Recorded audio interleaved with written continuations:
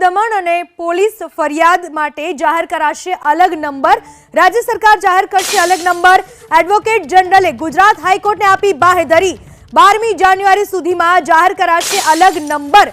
જાહેર થનાર નંબર તમામને જાણમાં આવે એ રીતે પહોંચાડવામાં આવશે અને કોઈ પણ ફરિયાદ હશે તો 24 કલાકમાં કરાશે કડક કાર્યવાહી। તાત્કાલિક મદદ માટે 100 નંબર યથાવત રહેશે। केन्द्रनी मार्गदर्शिका मुजब 112 नंबर तात्कालिक नंबर माटे चालू रहेशे। नागरिकोनी तकलीफों के फरियादों दूर करवी सरकारनी कटिबद्धता। आ विषय વધુ માહિતી આપવા આપણી સાથે જોડાઈ ચૂક્યા છે મારા સંવાદદાતા તેજસ મહેતા। તેજસ, છેલ્લા કેટલાક સમયમાં જે બનાવો બન્યા છે પોલીસ દમનના, ધાક ધમકીના, ખંડણીના, તેને લઈને આ શું નિર્ણય લેવામાં આવ્યો છે, કઈ રીતે તેને અમલવારી કરવામાં આવશે? તેજસ, પૂનમ, બે મુદ્દા જે ગુજરાત હાઈકોર્ટ સમક્ષ આજે મૂકવામાં આવ્યા હતા તેમાં જે સોલા પોલીસની અંદર જે તોડકાંડ થયો હતો, વિદેશથી આવતા દંપતી જે એરપોર્ટથી આવી રહ્યા હતા તેમનો જે તોડનો કાંડ હતો તેની અંદર કયા પ્રકારની કાર્યવાહી થઈ તેનો રિપોર્ટ તો સરકારે રજૂ કર્યો છે। આ ઉપરાંત રાજ્ય સરકાર તરફથી એડવોકેટ જનરલે આજે ખાતરી આપી છે કે પોલીસ દમન અથવા તો પોલીસની સામેની ફરિયાદ માટે ડેડિકેટેડ નંબર જાહેર કરાશે।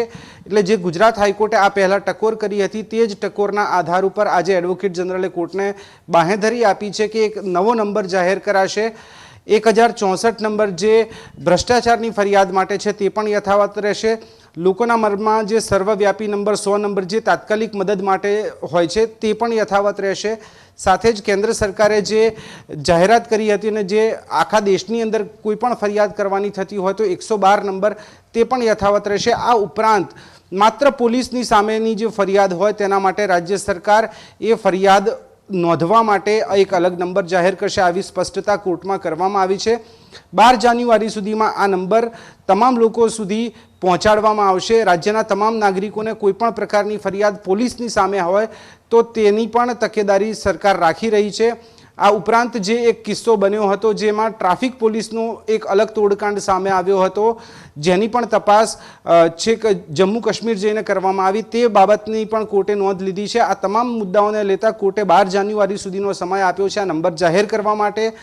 જે નંબર જાહેર કરવામાં આવશે તે નંબર કયો રાખવો, 100, 102 અને 103 નંબર અત્યારે અલગ સેવાઓ માટે યથાવત છે તેવા સંજોગોમાં કયો નંબર જાહેર કરવો તે સરકાર નક્કી કરી અને 12 જાન્યુઆરી સુધીમાં કોર્ટને જાણ કરશે।